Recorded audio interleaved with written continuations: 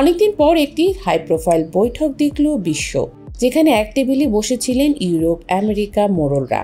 উদ্দেশ্য ছিল ইউক্রেনের শান্তি। বৈঠকের পর সবকিছু যখন অস্পষ্ট, তখন সময় গড়াতেই বোঝা গেল জল কোন দিক দিয়ে কতটুকু গড়িয়েছে। আরও স্পষ্ট হলো যখন ট্রাম্প পুতিনকে নিয়ে উচ্চারণ করলেন কড়া হুঁশিয়ারি। রয়টার্স এক প্রতিবেদনে জানিয়েছে, ট্রাম্প বলেছেন, পুতিন যদি শান্তি চুক্তিতে সম্মত না হন তবে তিনি একটি কঠিন পরিস্থিতির মুখোমুখি হবেন। ট্রাম্পের এই হুঁশিয়ারি তখন এলো যখন জেলেনস্কি ঘোষণা করেছেন ইউক্রেন ইউরোপীয় মিত্রদের তহবিলে $90 বিলিয়ন মার্কিন অস্ত্র ক্রয়ের প্রস্তাব দিয়েছে, যা 10 দিনের মধ্যে চূড়ান্ত হবে।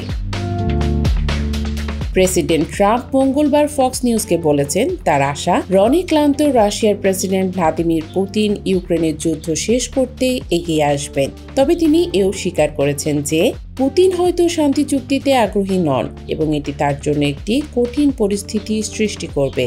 ট্রাম্প বলেছেন, আগামী 2 সপ্তাহের মধ্যে পুতিনের উদ্দেশ্য স্পষ্ট হয়ে যাবে। সেই সঙ্গে তিনি ইউক্রেনে মার্কিন সেনা মোতায়েনের সম্ভাবনা স্পষ্টভাবে নাকচ করে দিয়েছেন। তবে ইউক্রেনের জন্য সম্ভাব্য নিরাপত্তা নিশ্চয়তার বিষয়ে কোনো নির্দিষ্ট তথ্য দেননি।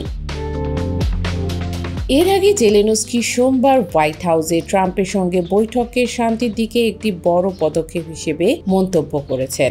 শুধু তাই নয়, জেলেনস্কি যে ট্রাম্পকে জি হুজুর করছিলেন সেই দৃশ্য ধরা পড়েছে সাংবাদিকদের চোখে।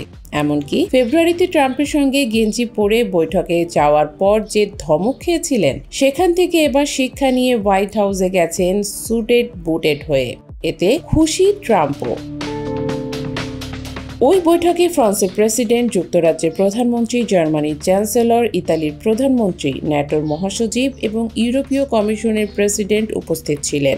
বৈঠকের পর জেলেনস্কি বলেছেন, এই আলোচনা ট্রাম্প, পুতিন এবং তার মধ্যে একটি ত্রিপাক্ষিক বৈঠকের পথ প্রশস্ত করতে পারে। তবে রাশিয়া এখনও এ নিয়ে কোনো স্পষ্ট প্রতিশ্রুতি দেয়নি।